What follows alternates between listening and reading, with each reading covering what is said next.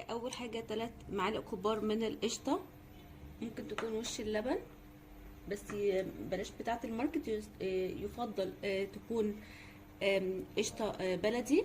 300 جرام من الزبده على زيت.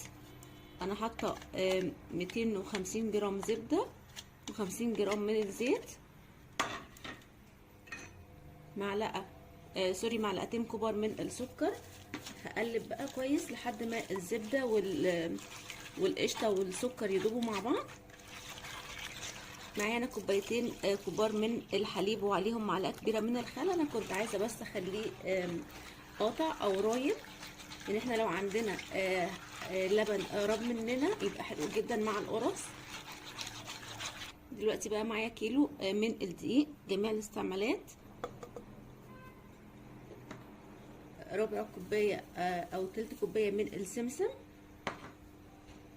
معلقتين كبار من الخميره الفوريه، معلقه كبيره من البيكنج باودر، معلقه صغيره مليانه من الملح. بايديا بقى هقلب كده الاول بس من على الوش، اقلب المكونات الجافه مع بعض. ممكن نقلبهم في طبق لوحدهم بس ما فيش اي مشكله خالص. بعد كده بقى بايديا وهلم العجين بالشكل اللي احنا شايفينه ده كده. بجيب من الحراف والف في النص، واجيب من الحراف والف في النص بالشكل ده. هكمل بقى باقي كميه الحليب اللي كانت معايا بالشكل ده كده، واكمل العجن. انا مش عايزه اعجن كتير، انا عايزه بس يا دوب الم العجينه، وبعد ما المها هعجنها دقيقه واحده بس مش اكتر من كده. شايفين العجينه لمت معايا بكل سهوله ازاي؟ يعني زي ما قلنا كيلو دقيق هياخد كوبايتين كبار من الحليب بالشكل ده كده. ممكن لو عندنا زبادي ممكن نحط طبعا زبادي او لبن رايب زي ما قلت. دلوقتي بقى العجينه بتاعتي بقت جاهزه بالشكل ده كده، شايفين بالايد النظيفه ما بتلزقش وفي نفس الوقت طريه بالشكل ده.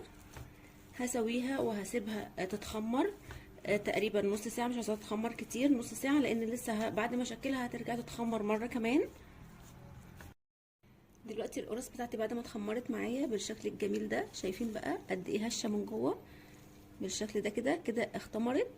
هحاول بقى اخد القرصه كلها حجم بعض، كل القرصات بتاعتي، واخد القطعه والفها كده علشان تطلع معايا مدوره بالشكل ده كده، بالشكل ده. كمان واحده هاخد كده قطعه من العجينه بالشكل ده، الفها كده. دي كبيره شويه، شيل منها حته مفيش اي مشكله خالص اهو بالشكل ده كده. دلوقتي عملت القرص بتاعتي بالشكل ده كده، تبطيطه بسيطه جدا بالشكل ده عشان لسه هتتخمر كمان. هسيبها تتخمر نص ساعه في مكان دافي.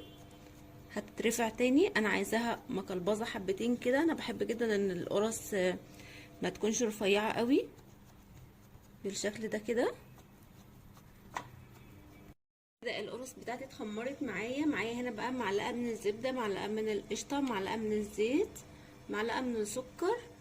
قلبتهم كويس جدا مع بعض. هدهن كده بالراحه بقى جدا وش القرص بتاعتنا. هي طبعا مش محتاجه، بس يعني اللي هو ايه طعم زياده شويه بالشكل ده كده بالراحه عشان التخمير ما يروحش مني بالشكل ده. دلوقتي بقى انا مولعه الفرن بقالي تقريبا ربع ساعه. هحط فيه القرص بتاعتي على درجه حراره 200، على مش الرف اللي تحت خالص، لا اللي فوقه على طول. هتاخد تقريبا ربع ساعه اول ما القعر يتحمر. لو الوش لسه ما اتحمرش هولع عليه الشوايه، لو اتحمر يبقى خلاص كده تمام. القرص بتاعتنا بقت جاهزه معانا بالشكل الجميل اللي احنا شايفينه ده كده. شايفين بقى الحلاوه والجمال بجد تحفه، وريحتها فعلا فلاحي فلاحي اصلي. احنا بنحبها غامقه شويه. لو حابين تطلعوها فاتحه بالشكل ده كده مفيش اي مشكله، اللون اللي انتوا حابينه. لكن لما بتتحمر شويه زياده تحس ان في طعم كده الزبده والحاجات اللي بتحطوا على الوش، تحس ان هي متكرمله. حاسين كمان تحس ان هي عليها شويه من المرتة كده. دي كرمله الزبده والقشطه اللي احنا كنا حاطينها. وكده بقى احلى قرص فلاحي، ريحتها تحفه بجد، لازم تجربوها. وطعمها يعني بجد خرافي، جنب كوبايه شاي او شاي بلبن زي ما بتحبوا. بجد طعمها حلو قوي، رجعتنا كده لايام زمان. يا رب اللي يجرب الوصفه وتعجبه يسيب لي رايه في كومنت، وما تنسوش تعملوا لايك. والسلام عليكم ورحمه الله.